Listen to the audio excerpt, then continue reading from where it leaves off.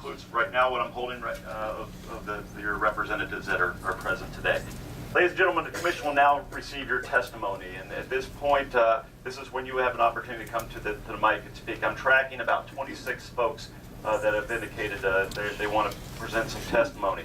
If you haven't done so already, after your testimony, please bring it to the table here so that you will receive a written response to your testimony. Those of you all that just want to file something for the record, a statement for the record, you will receive a written response, but make sure you've signed it.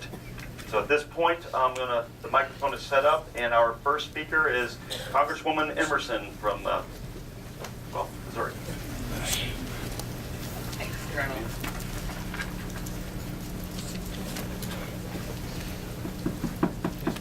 Okay. Mr. Chairman, distinguished members of the Commission, thanks for giving me the opportunity to share my constituents' concerns today.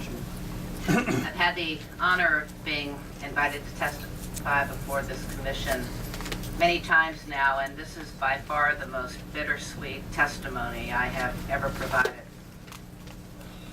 Not to go over things again, but I just want to reiterate, as we all know, and as aware as we all are, this spring the region was threatened with a project-level flood, and thanks to decades of taxpayer investments and work by the U.S. Army Corps of Engineers, a flooding event which in the past would have resulted in widespread disaster was instead eliminated and contained here in Missouri. I think that all of you need to understand that was a big accomplishment, and certainly everyone should be proud. However, this success did have very real and have very, very serious costs, most directly evident in the destruction of the Birds Point levee and the activation of the floodway. The story is well known to all of you on the Commission. Facing record flood levels and anticipating weaknesses or inadequacies elsewhere in the MRMT system, the U.S. Army Corps of Engineers detonated explosives at 3 locations in the Birds Point levee. This occurred over the objections of residents, local governments, and at least one member of Congress. The breaches allowed water to enter the floodway for months, and as a result, the floodway became inhabitable and unworkable. While a plan was quickly implemented to detonate the levee, the plan, if there was one, to restore flood protection proceeded at a snail's pace. There were delays in the removal of explosive materials, delays in the arrival at a plan for the temporary levees, delays in formation for the granting of variances to property owners anxious to return home or start work again, and delays in actual construction. Given the magnitude of the situation at Birds Point, I can understand some of the difficulties here, I really can, but by the same token, the magnitude of the disaster here is the same reason why I cannot understand even a moment's delay in setting right the levees which have been overturned. The resulting destruction from the activation of the floodway encompassed more than 100 homes, 10 historic churches, state park, and some 134,000 acres of productive farmland, which are vital both to the local economy and to our state economy. Also positioned in the floodway was the historic African-American community of Pinhook, Missouri, which was founded more than 200 years ago. That community, for all intents and purposes, is gone. Much of the farmland, too, has suffered the effects of flooding. While some fields are covered with 5 or 6 feet of sand deposits, others have been scoured clean by floodwaters. It's a small miracle that after the total loss of corn and wheat crops, about 75% of the soybean crop has been planted in the floodway. Even this small attempt to get back to normal is marked by incredible bravery on the part of the farm families in our region. They have no insurance for the crop they've just paid to put in the ground. They have no guarantees against high waters in the future, which could wipe them out completely once more. Life and livelihoods in Mississippi and New Madrid counties hangs in the balance. Now, and rightfully so, the Corps of Engineers is working to place temporary levees to protect the floodway up to Mississippi River levels of 51 feet. And I would question Colonel Reichling saying that the levees are being built back to 51 feet. They haven't been 51 feet. They've been 60.5 feet, 62 feet, and so you're not building back to 51 feet. So don't use that word back because it will mislead everybody. I'm here today in large part to urge the completion of the temporary levees as soon as possible by continuing the work underway at this time. The people of this region ask for nothing more than the opportunity to work their land. It hasn't been easy to get to this point, and I have a bad feeling that it will even be more difficult to move forward from where we are today unless everybody, this commission, the U.S. Army Corps of Engineers, and local stakeholders included, will work together to aggressively implement a plan to move us forward.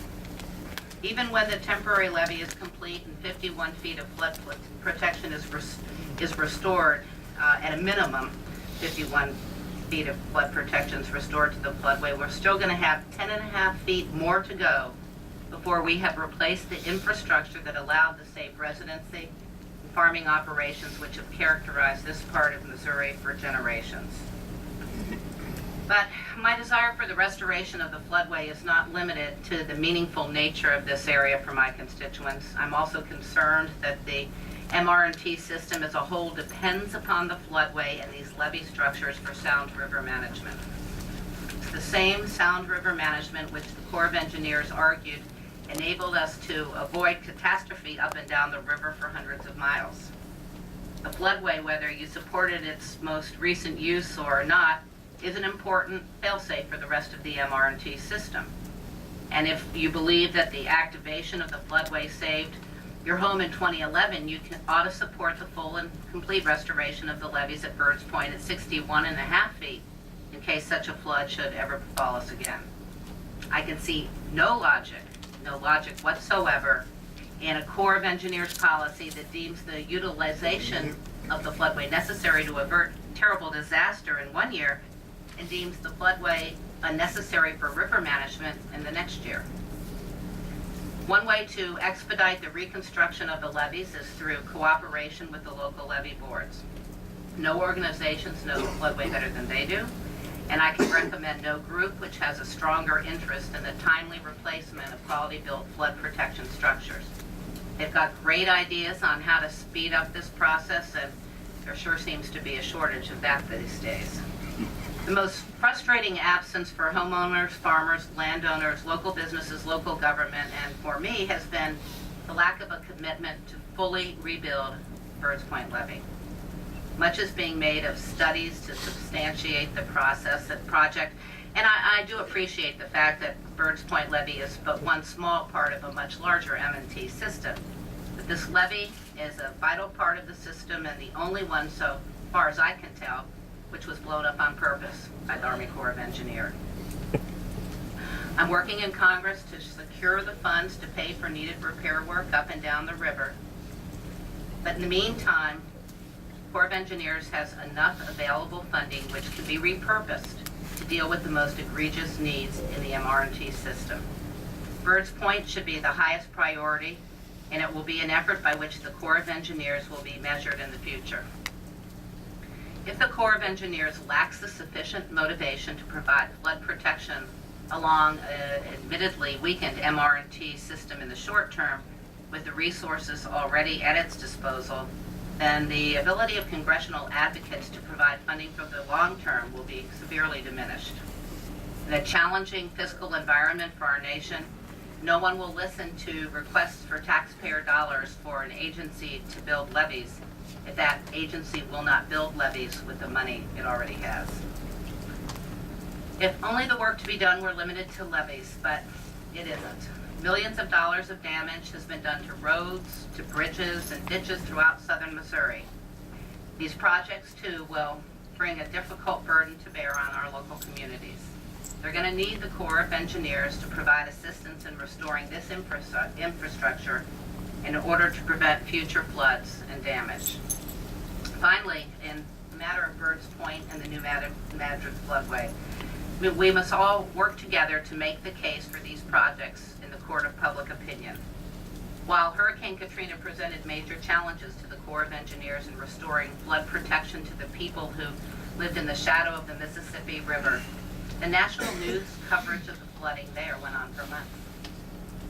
And there too, as Colonel Reich, as the General pointed out earlier, you used an abbreviated NEPA process, and you decided to mitigate later. That's the least you all can do in this sense. And even having had to do an environmental assessment for building back something that was already there is ludicrous in my mind. Sadly, however, the most coverage received by the families and farmers of the New Madrid floodway occurred when Corps of Engineers lit up the night sky to blow open the levee. Little has been made of these people, their lives, their jobs, their homes, and churches since then. We here today must be advocates not for levees, but for the people they are meant to protect. I fear we will lose sight of that purpose if we confuse the missions of flood protection and navigable rivers with the extreme concerns of the environmental community. Their cynical position would replace the destroyed homes of Missouri families with a park for fish. They would reinforce a disaster which has caused economic ruin with a standard policy of economic ruin meant to drive people from the land they own, they know, and they love. They would advance an extreme agenda which excludes Missourians from the land they rely on for their living, as did their fathers, as did their fathers, and as did their fathers. The tradition of life along the river is foreign to activists who reject modern methods of flood control, interstate and international commerce, and family farming. But it is a great and proud tradition we have here in Missouri. People who work this land brave the elements, they bear incredible risk, and they work their hearts out every single day to make a living in the land within the floodway. The only constant they know in this work, 61.5 feet of protection against a cataclysmic flood. Let us not deprive them even of that. Aside from the damages caused by flooding, the challenge of environmental extremism and the need to fund restoration of the valley's flood protection, the need for adequate dredging funding also weighs heavily on the region. The Mississippi River is too great a resource for Missouri farmers to lose. Nearly 2/3 of our grain and seed oil products are exported via the river, and the total value of our exports exceeds $104 billion annually. I've delivered this message several times in writing and in person to the administration and the Office of Management and Budget, and I actually know how much you all have pressed for more funding for dredging, and I would encourage you to continue doing that. The Commission's original 1879 mandate of promoting and facilitating commerce and trade remains vital to growing the economy of the Mississippi River Valley, and we've really only begun. We have so much more opportunity, and we need a strong voice advocating for resources necessary to keep this amazing resource open for business. However, the big takeaway from all of the dramatic events of this spring has to be that the MRT system is a success. The people of Caruthersville and numerous other small towns up and down the river were protected by the work done by this commission and its predecessors. Now we must continue the work of restoring, rebuilding, and strengthening the MRT system for the next generation. As important as the river and flood protection along it have been to our region over the last century, it will be even more crucial to our future as we work, live, grow, and prosper. Thank you very much, and I'm happy to accept any questions from you. Questions? Mr. Angel? Thank you for fine testimony. Thank you. And I will help understand the frustration about the 61 feet level of protection. As a member of this commission, I believe you need to give people on either side of the river the same level of protection. That is correct. But anyway, again, you have a great testimony. Well, thank you very much. Thank you. Any questions? Mr. James? I too thank you, Ms. Emerson, for delivering your testimony and bringing forth the issue. for the people of the state of Missouri, and particularly the Surge Point Humanity floodway, the issue of 51 feet versus total restoration. Personally, I think we're going to receive briefings further on this trip this week as to how 51 feet was resolved to be the number to build to at this point in time. But that does not allow for the protection of the people that we just took away back in May. So, That is correct. That is correct, Mr. Hooms. along with Mr. Angel, I too will be soliciting an effort to build the floodway back to the same protection that other people have along the river. Well, I would certainly hope so, and I did actually submit a letter to you, General Walsh, the other day, and I'm sure that you all probably had started the trip and haven't received it yet, asking for the Corps to provide for me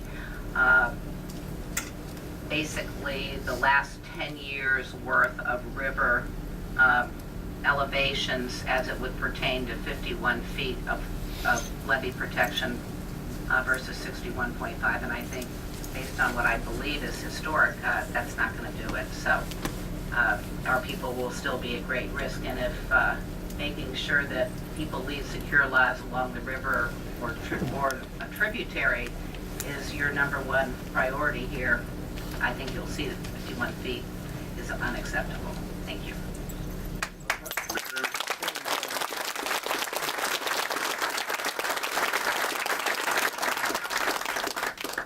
First, I must say I feel very awkward because I'm used to being on that side of the podium. But ma'am, I want to thank you for your testimony. I took a lot of notes,